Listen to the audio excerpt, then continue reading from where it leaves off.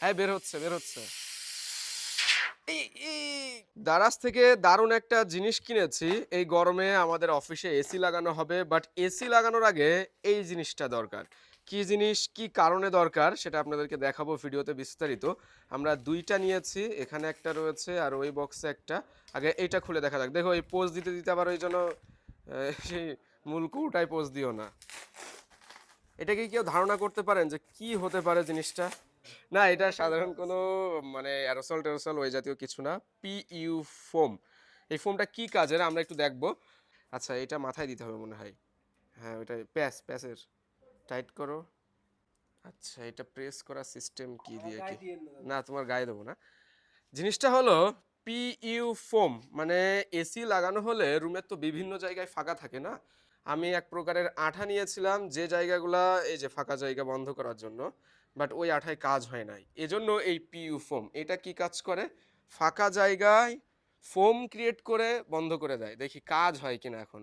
দেখো তো কিভাবে করে রাহেন। ২ আঙুল দিয়ে আস্তে আস্তে আস্তে দাও, আস্তে। দেখেন মানে প্রথমবার এই এসির ওইটা সরাও, না হলে দেখা যাচ্ছে ওই স্প্রে যে এসিতেও ফোম হয়ে গেছে। হ্যাঁ, বের হচ্ছে, বের হচ্ছে। এই এই কি বের হইলো, দাও দাও ভিতরে দাও। মানে এটা মানে কন্ট্রোল করা যায় নাই প্রথমবার, অল্প অল্প করে দিতে হবে মনে হয়। হ্যাঁ হ্যাঁ হ্যাঁ, অল্প অল্প অল্প অল্প দাও। ওই যে দেখেন, এই যে এই জায়গাটা কিছু দিয়ে ঠিক করে দাও। ওই আর বের করো না, ওই জায়গাটা ঠিক করে দাও, ওই ভিতরটা। দেখছেন মানে ফাঁকা জায়গা আছে প্রচুর, ওইগুলা এই স্প্রে দিয়ে বন্ধ করা যাবে। হ্যাঁ, যেগুলা ফোম জাতীয়, মানে অনেক সময় যে শোলা বলি না আমরা, এটা কিন্তু শুকাই গেলে ওই শোলার মতো হয়ে যাবে, যে কারণে ফাঁকা জায়গাটা বন্ধ হয়ে যাবে একদমই।